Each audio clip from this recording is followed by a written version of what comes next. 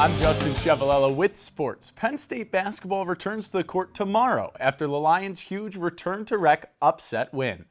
Back in the building that was home from 1929 to 1996, and without leading scorer Kanye Clary, who was dismissed from the team, the Nittany Lions rallied from 14 points down to win 90-89 on Wednesday.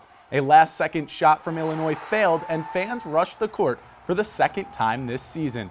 Tomorrow, it's back to the BJC against Indiana.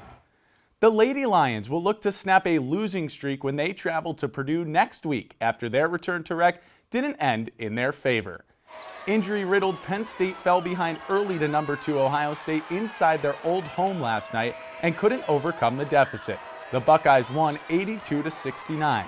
With its NCAA tournament chances fading and a 6-game losing streak, Penn State plays Purdue on Wednesday.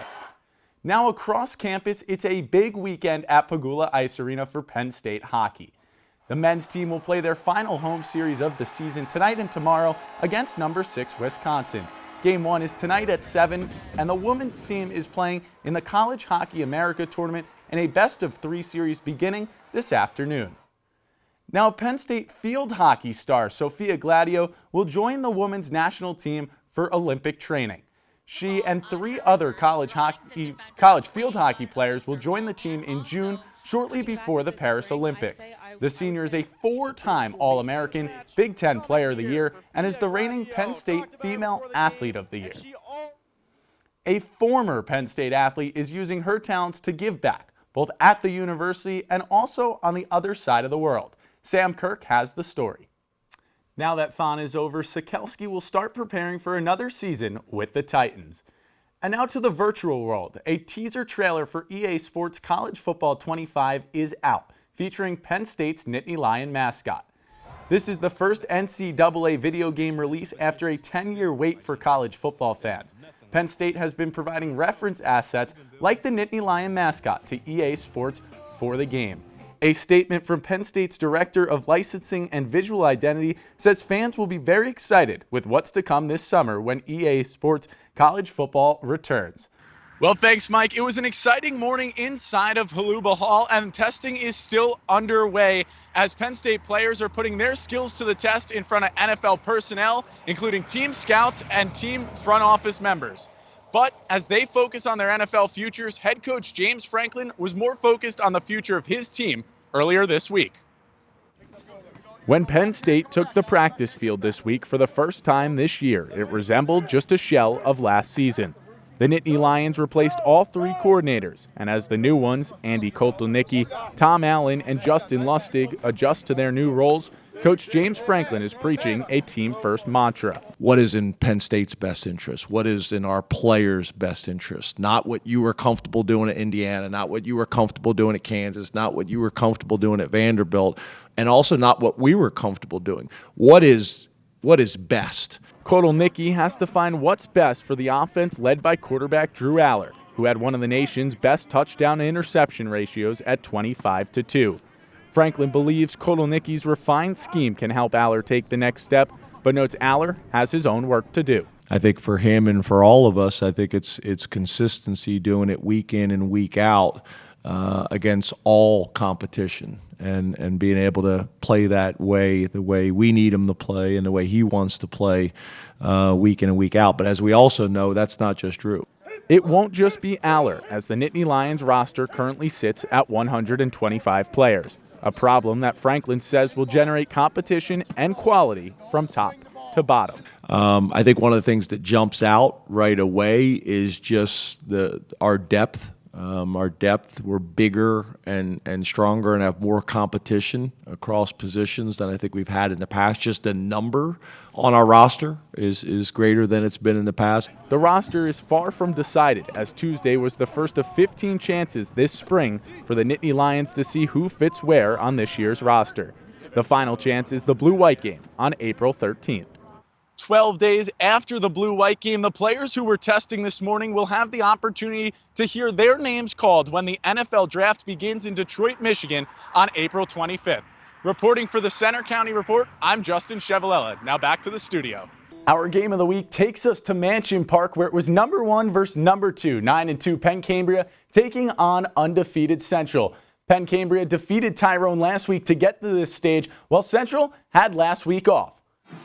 See the two teams come out to the field, and we're going to pick things up late in the first quarter. Eli Muther fakes the handoff, instead shakes down a defender, and then dives through two Panthers to put 6 on the board. 14-7, Central leads. Before the half, Gavin Harold with a quick pass over the middle, finding Carter McDermott, who breaks free from the Dragon and becomes the Dragon. Breathing fire, 63 yards into the end zone. 21-14, Central leads. Now, midway through the final quarter of play, Thomas Plunkett takes the handoff. He speeds to the edge, beats one defender to walk in for the game-tying touchdown. 28-28, all tied up. It all comes down to this now. Final 38 seconds left in regulation. Muther snaps the ball, looks to his left, and then lofts one to Jacob Benton, and he's got it for the go-ahead touchdown. His teammates come and join him in the end zone. This is what dreams are made of. Central wins it 35-28. The Central Dragons are your District 6 3A champions in 2023. They're 4th in a row. Penn Cambria's season ends in heartbreaking fashion as they finished 9-3. Du Bois Beavers travel to Juniata for a rematch of last year's second-round playoff game that saw tonight's hosts, the Indians, take a 17-7 victory. There is the Indians coaching staff with the team before the game, and well, they'd get things started quickly. On the first drive, Wyatt Ehrenzeller drops back and finds Ethan Espatia for the early touchdown. 2-point conversion was good, making it 8-0, but then it was Ehrenzeller again finding Jasper Sheps on the screen, and he would do the rest with the help of some blocks, taking it to the house. 15-0, the Indians lead. Final minute of the first quarter. It's going to be Du Bois getting on the board. Trey Wingard hands it off to Carter Wilson. Du Bois of Du Bois, they found it 15-7. The Indians still lead. Second quarter, Juniata would respond with a similar play. Aaron Zeller this time on the run. The Indians punch it in and take the 22-7 lead. Juniata goes on to win the rematch 36-22. Bridget Namath inherits a bases-loaded jam. She gets out of it with a fielder's choice, a strikeout, and a ground out. And it keeps Penn State up 3-2 as the lineup comes to the plate for the second time.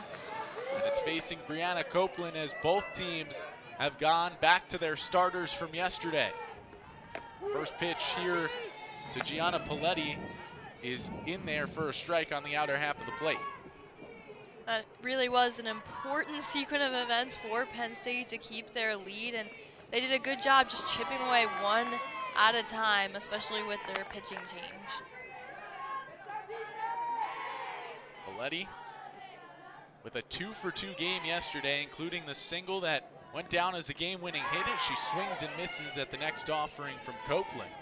She raised her batting average all the way up to .333 in her freshman year. Pennsylvania native, so has 6 runs batted in. Of course, the big one yesterday. This one just chopped foul off the end of the bat to stay alive. So it's 9-1-2 due up for the Nittany Lions.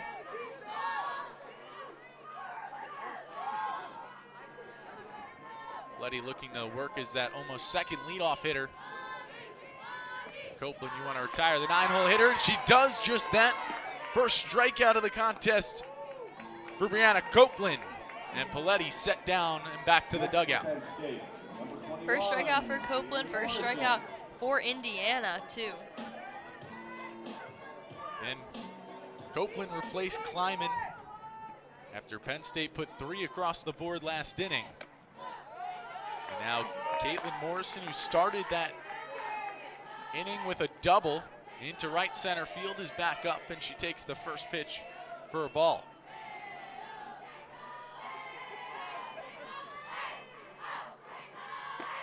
Swing and miss as Copeland changes speeds, and that one dropped out. So count now 1-1. Copeland definitely does a good job of switching up the pitches, changing her technique, so Penn State hitters never really know what's going to come out. See what she goes with here, and she gets Morrison to swing and miss again. So 3 of her last 4 pitches Penn State batters have whiffed on, and the count 1-2 to the leadoff hitter. And it's another whiff and another strikeout for Copeland, back-to-back for the Indiana Star. And now 2 outs in the bottom of the second.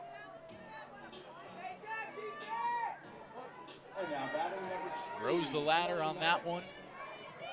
And Emily Maddock to the plate, trying to keep this second inning alive.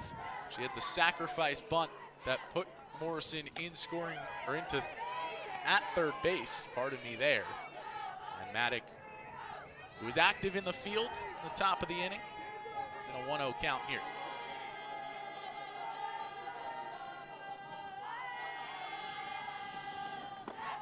Misses low. Nice eye by Maddock to let it go, and the count 2-0.